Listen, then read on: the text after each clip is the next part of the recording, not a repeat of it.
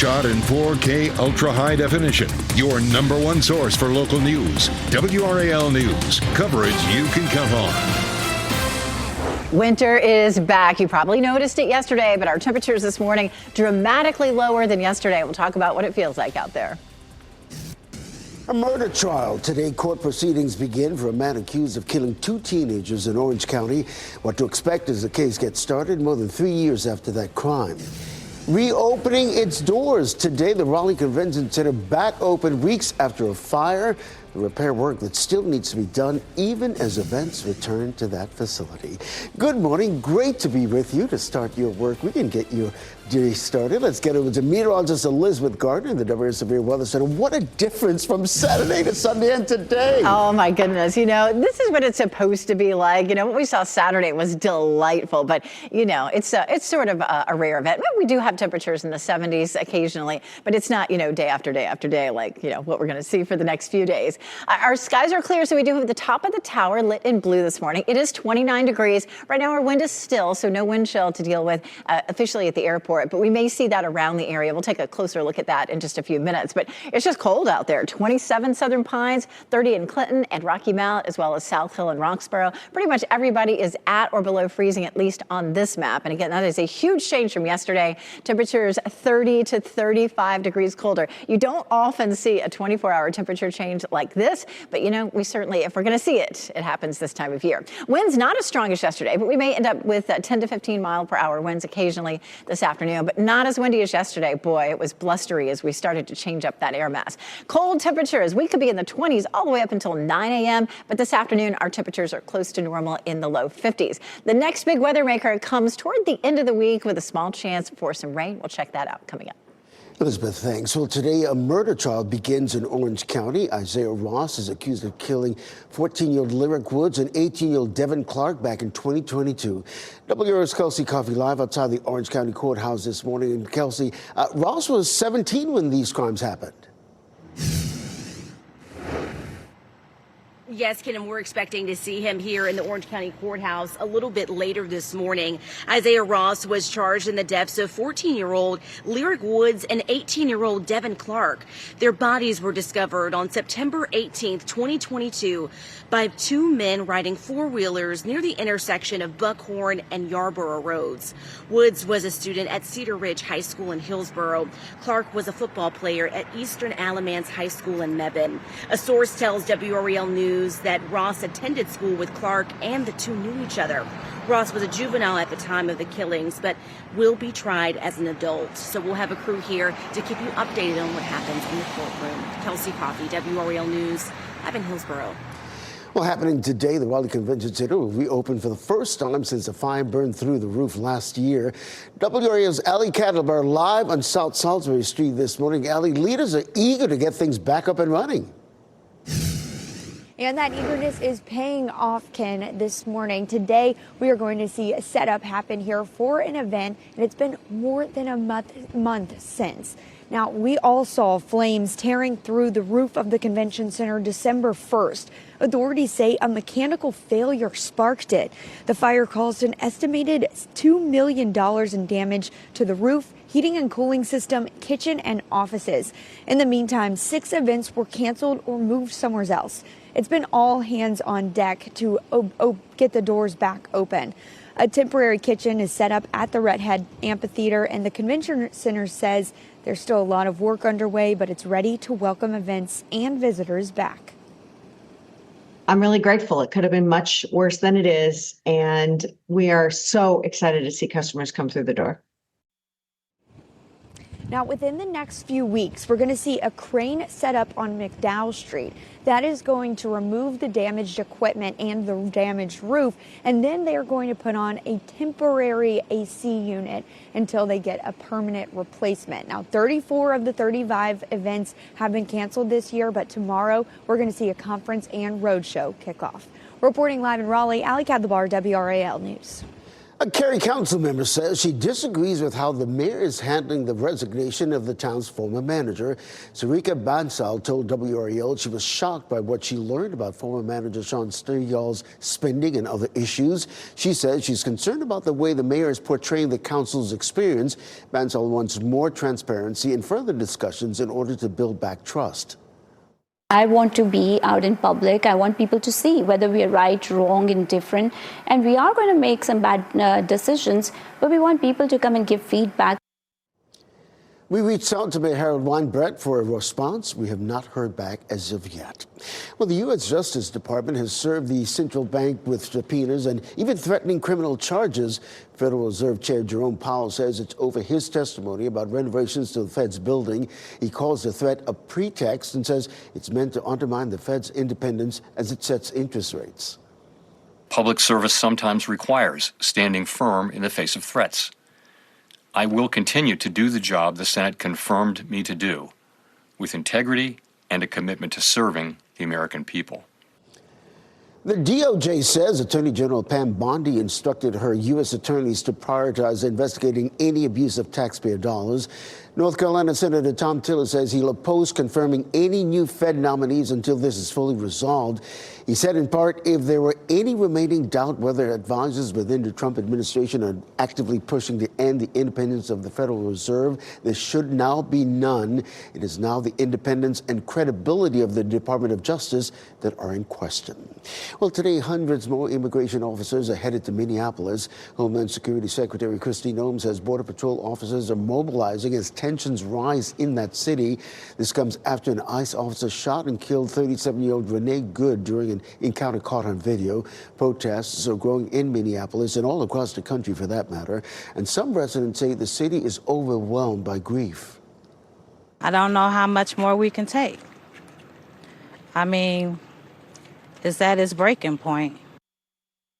Federal officials say the ICE officer fired in self-defense, but Minneapolis's mayor is calling for more transparency and outside help investigating that shooting. New this morning, Iran's foreign minister claims nationwide protests are under total control. This comes as President Trump warns the U.S. will take action if Iranian leaders kill protesters. More than 500 people have been killed during the protests against the government. U.S. officials say the president is reviewing options from potential strikes to no military action at all. Iran's speaker is warning any U.S. attack would be met with retaliation, and all American military bases in the region would be legitimate targets. Mail-in voting starts today for the March 2026 primary elections. The state will start sending out mail-in ballots to people who have requested them. Voters will decide which candidates will represent the Democratic and Republican parties in November races, including U.S. Senate, the U.S. House of Representatives, and the state legislature, among other races. The voter registration deadline is February 6th. Early voting runs from February 12th through the 28th. Primary election day is March 3rd. A man is dead and a woman is suffering life-threatening injuries and burns after a crash in Johnston County. This happened early yesterday morning at Powerton Road and Pocahontas Trail. According to the Wilsons Mills Fire Department, the man was strapped inside the car and the woman was found outside that vehicle. We're working to get more information about the victims and how that crash happened. We've been reaching out to the fire departments and law enforcement officers about this situation at Busco Beach. Emergency crews responded yesterday to the popular campsite and ATV park near Goldsboro. Video from the WRAL Breaking News Tracker shows the remnants of a fire. We're working to learn how it started and whether anyone was hurt. Happening today, the Wake County Board of Commissioners will get a look at what state lawmakers may tackle this year. That includes the budget and taxes. Commissioners will also get updates on the $142 million library bond, as well as the latest design for a new, larger Wake County Animal Center. Today's work session starts at 2 o'clock this afternoon. Tonight, the Durham Board of Commissioners will hold its first regular meeting of the year. It's scheduled to start at 7 and after a closed session around 6 o'clock. It's happening at the Commissioners' Chambers at 200 East Main Street. Flu cases are high all across the country. The Centers for Disease Control estimates there have been more than 15 million cases this season. North Carolina among the states seeing the highest level of spread. Nationwide, it's the worst season for respiratory illnesses since at least the late 90s. Roughly 180,000 people have been hospitalized. 7,400 have died. Most of the cases are from a severe strain of influenza known as subclade K.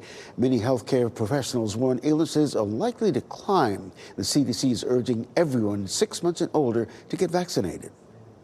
The flu vaccine absolutely prevents severe illness, prevents hospitalizations. The CDC estimates 130 million doses of the vaccine have been distributed nationwide this season. That covers less than 40% of the U.S. population. Top now 440, car out of control, caught in camera, car spinning into homes, the fear from neighbors and the driver's condition this morning.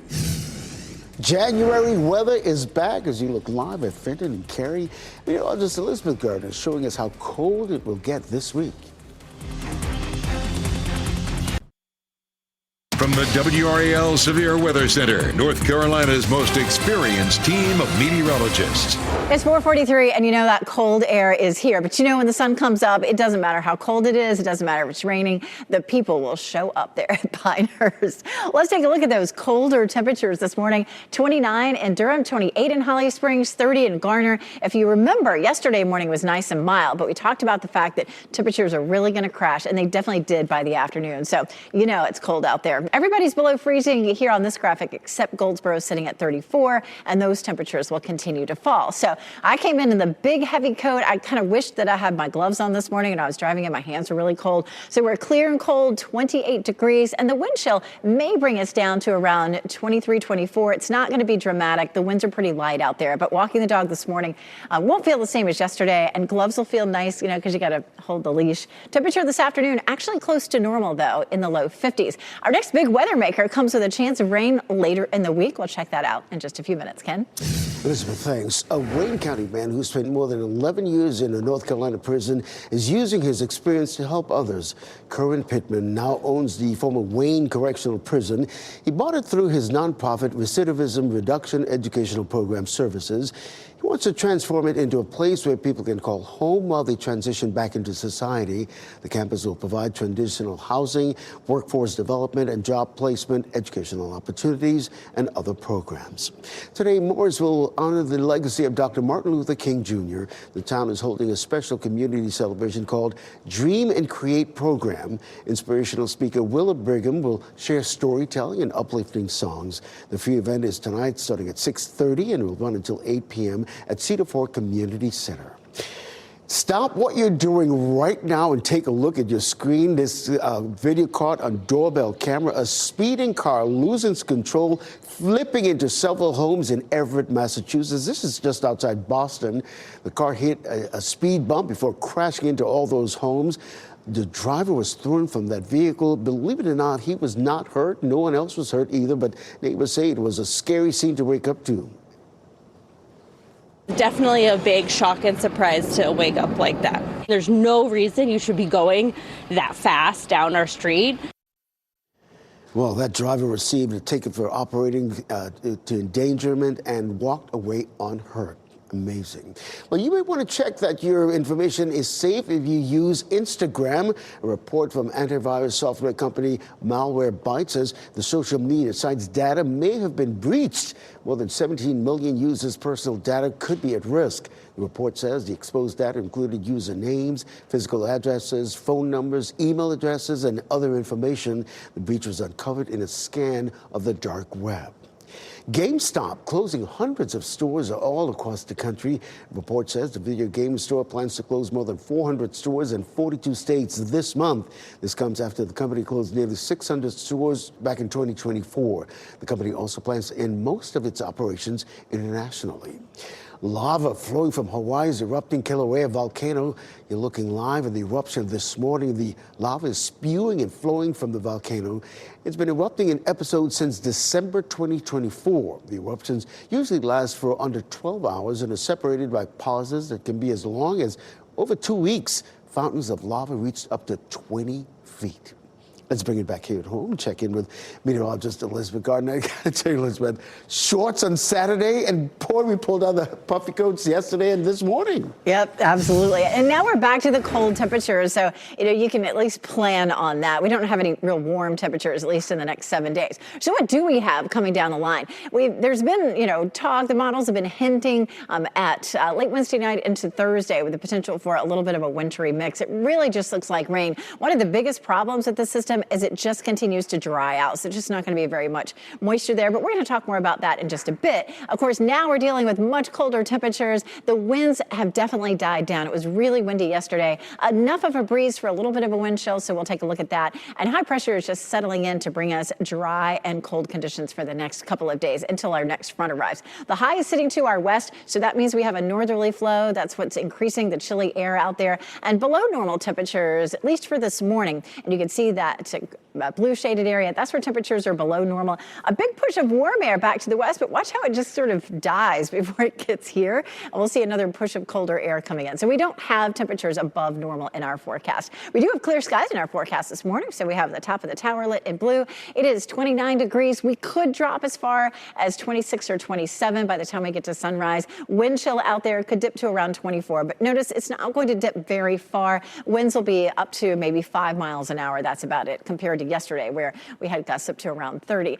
48, the wind chill for this afternoon. Actual temperature will climb into the low 50s. Right now, we are below freezing everywhere on this map, upper 20s to low 30s. And then this is the 24-hour temperature change. It's huge, anywhere from 25 to 35 degrees colder this morning than it was yesterday. We do end up this afternoon with a high of around 52 degrees. Our temperature climbs a little bit for Tuesday and Wednesday, and then we get a shot of some colder air just as we start the MLK weekend. Highs will be back into the 40s. Chilly mornings out there.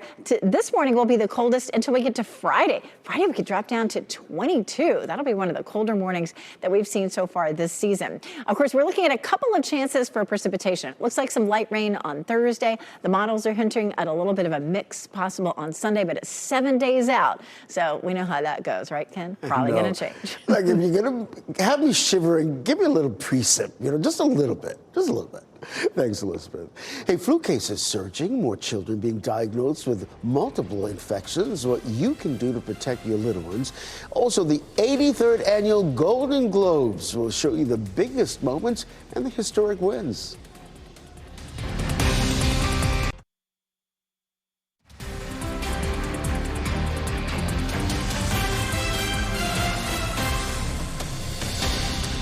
Welcome back. There are a record number of flu cases surging all across the country. With this comes increase in co-infections among children.